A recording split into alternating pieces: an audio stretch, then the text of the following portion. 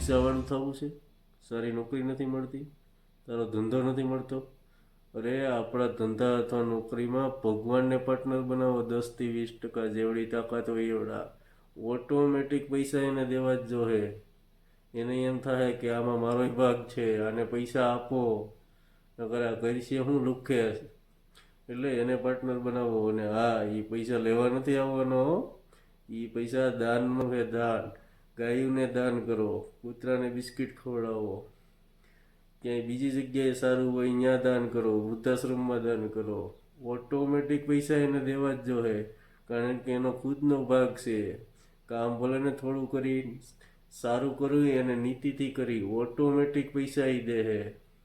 માટે લુકેશ જેટલા આવે છે ને એટલા વાપરવાના નથી, ઉડાડવાના નથી. ભગવાનને પાર્ટનર બનાવો. બહુ વધારે આવી છે કે આપણે ભેગાઈ નહીં કરી શકીએ.